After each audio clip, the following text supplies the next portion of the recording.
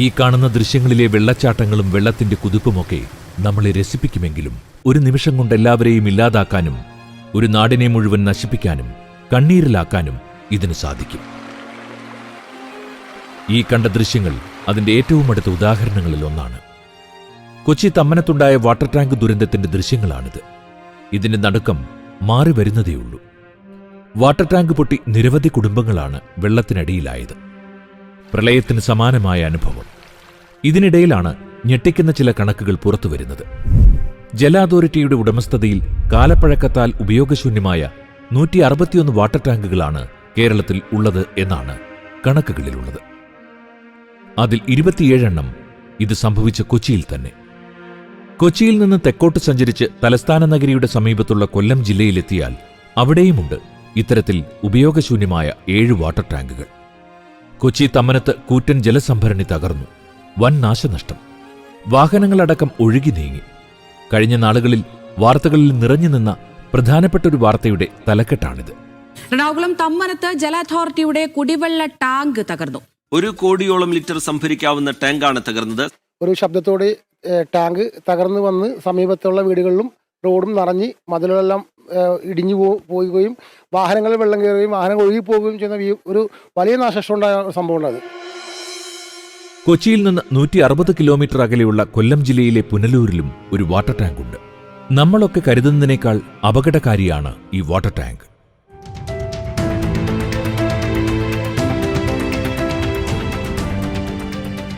കൊച്ചിയിൽ തകർന്ന water tank നിലത്ത് സ്ഥിതി ചെയ്യുന്ന വിസ്താരമേറിയ ടാങ്കാണ്. പുനലൂരിലെ ടാങ്ക് കൊച്ചിയേക്കാൾ നിലത്തുനിന്ന് 50 അടിയിലേറെ ഉയരത്തിൽ, അതും ഒരു വലിയ കുന്നിന്റെ നെറുകയിൽ. സംഭരണശേഷി 18 ലക്ഷം ലിറ്റർ ആണെങ്കിലും കൊച്ചിയിലെ ടാങ്കിനേക്കാളും 10 മടങ്ങ് അപകടകാരിയാണെന്ന് സാരം. ഉയരത്തിലിരിക്കുന്ന ടാങ്ക് ആയതുകൊണ്ട് തന്നെ വരാനിരിക്കുന്നത് വലിയ ദുരന്തമാണ്. അതിനു പുറമെ കുന്നിൻ മുകളിൽ സ്ഥിതി ചെയ്യുന്ന ടാങ്ക് ആയതുകൊണ്ട് തന്നെ എന്തെങ്കിലും സംഭവിച്ചാൽ പുനലൂർ പട്ടണത്തിലേക്ക് ശരവേഗത്തിൽ വെള്ളം കുതിച്ചെത്തും.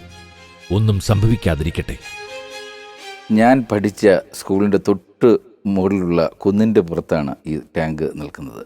അതും ഏതാണ്ട് 50 അടി ഉയരത്തിലുള്ള കാലുകളിൽ. തമ്മനത്തുണ്ടായ ദുരന്തം നിലത്ത് നിന്ന ഒരു ടാങ്കിൽ നിന്നാണ്.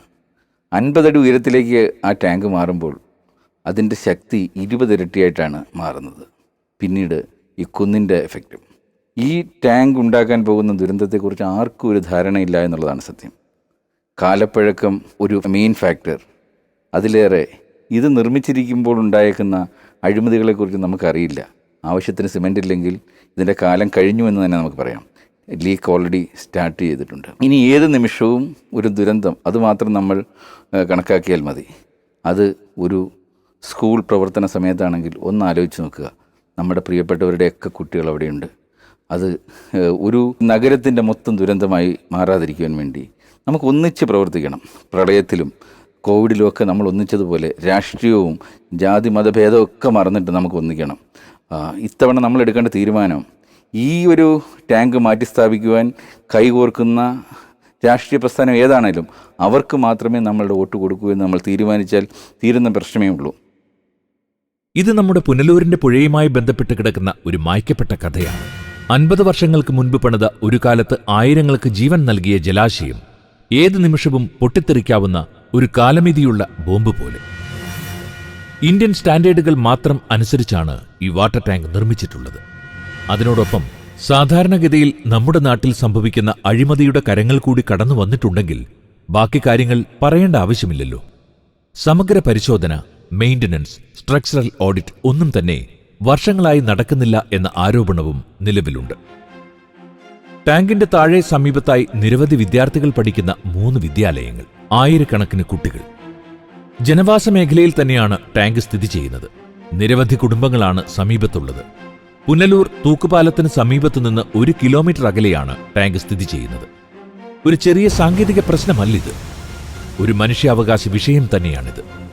ഒരു ദിവസം ഒരു വലിയ പൊട്ടിത്തെറി കേട്ടാൽ അതിനുശേഷം 10 സെക്കൻഡ് കൊണ്ട് എന്താണ് സംഭവിക്കുക? സാധാരണ 70 മുതൽ 75 ലക്ഷം ലിറ്റർ വരെ ശുദ്ധജലം വിതരണം ചെയ്യുന്ന ഈ ടാങ്കിന് ഒരുപക്ഷെ എന്തെങ്കിലും സംഭവിക്കുകയാണെങ്കിൽ ഏകദേശം 18 ലക്ഷം ലിറ്റർ വെള്ളം ഒരൊറ്റ തരംഗമായി പട്ടണത്തിലേക്ക് പാഞ്ഞിറങ്ങും. കുട്ടികളുടെ ക്ലാസ് റൂമുകൾ, കളിസ്ഥലം, വിവിധ വീടുകൾ, റോഡുകൾ എല്ലാം സെക്കൻഡുകൾക്കകം വെള്ളത്തിൽ മറഞ്ഞുപോകും. മനുഷ്യർക്ക് ഓടി രക്ഷപ്പെടാൻ പോലും സമയമില്ല. കൊച്ചി തമ്മനത്ത് വാഹനങ്ങൾ ഒഴുകി നടന്നതും വീടുകളിൽ പ്രളയത്തിന്റെ അതേ സാഹചര്യം സൃഷ്ടിച്ചതും കുടുംബങ്ങൾ വെള്ളത്തിലായതും നമ്മൾ കണ്ടതാണല്ലോ. ജനങ്ങൾക്ക് ഇതിന്റെ ഗൗരവം ഒരുപക്ഷെ മനസ്സിലായില്ലായിരിക്കാം, അല്ലെങ്കിൽ അറിയില്ല. കാലാവസ്ഥാ മുന്നറിയിപ്പ് പോലെ അപകടം വരുന്നു എന്നതിന്റെ ഒരറിയിപ്പും നൽകാൻ സംവിധാനം ഇതിലില്ല.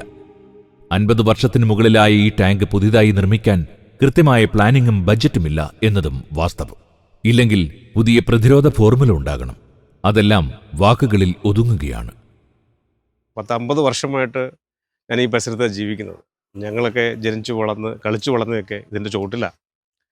അപ്പോൾ അന്ന് കുട്ടിക്കാലത്ത് ഞങ്ങൾ കളിക്കുമ്പോൾ അന്ന് പറയുമായിരുന്നു, ഈ ടാങ്ക് പൊട്ടിക്കഴിഞ്ഞാൽ നമ്മളെല്ലാം മരിച്ചു പോകും, നമ്മുടെ പള്ളിക്കൂടവും നമ്മുടെ വീടെല്ലാം കുത്തി ഒലിച്ചു പോകും, വെള്ളപ്പൊക്കത്തിനെക്കാട്ടിലും ഭയങ്കര ഭീകരതയാണ് എന്നിങ്ങനെ പറഞ്ഞ് കേട്ടിട്ടുണ്ട്. അപ്പോൾ അന്നൊക്കെ കുട്ടിക്കാലത്ത് ഒരു എന്താ പറയുക, രാത്രിയിലൊക്കെ ഞാനൊക്കെ സ്വപ്നം കണ്ട് പേടിച്ചിട്ടുണ്ട്. പക്ഷെ പിന്നീട് പോകെ അതുമായിട്ട് നമ്മൾ പൊരുത്തപ്പെട്ടങ്ങ് പോവുകയാണ്. അത് പിന്നെ അത് മറവിലേക്ക് പോയി. അതേപോലെ മറ്റൊരു അനുഭവം എന്ന് പറഞ്ഞാൽ, ഈ വാട്ടർ ടാങ്കിൽ നിന്ന് പോകുന്ന കുടിവെള്ളം നമ്മുടെ ഹൈസ്കൂൾ റോഡിൻ്റെ അടിയിലെ വലിയ കോൺക്രീറ്റ് പൈപ്പിലൂടെ പോകുന്നത്. ഏതാണ്ടൊരു കഴിഞ്ഞ പഞ്ചായത്ത് ഇലക്ഷന് മുമ്പാണോ അല്ലെങ്കിൽ മുനിസിപ്പൽ ഇലക്ഷന് മുമ്പാണെന്ന് തോന്നുന്നു, അത് ഇലക്ഷൻ സമയത്താണെന്ന് തോന്നുന്നു. ആ പൈപ്പ് പൊട്ടിയിട്ട് അതിഭീകരമായ പ്രളയം പോലെ ജലമായിരുന്നു ഞങ്ങളുടെ വീട്ടിലേക്കും വീട്ടിൻ്റെ മേൽക്കൂരയിലേക്കും ഒക്കെ വലിയ പാറക്കല്ലൊക്കെ തെറിച്ചു വീണ് ഡാമേജ് ആയത്.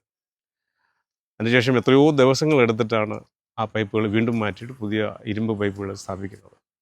അപ്പോൾ നിസ്സാരം ഒരു പൈപ്പ് പൊട്ടിയപ്പോൾ തന്നെ ഇത്രയും ഭീകരതയാണെങ്കിൽ, ആ ടാങ്ക് പൊട്ടുകയാണെങ്കിൽ ഒരു വലിയ ജനവിഭാഗത്തെ തന്നെ ഭയങ്കരമായിട്ട് അതിദാരുണമായി ബാധിക്കുന്ന ഒരു വലിയ വിഷയവും വാർത്തയും ഒക്കെ ആയിരിക്കും.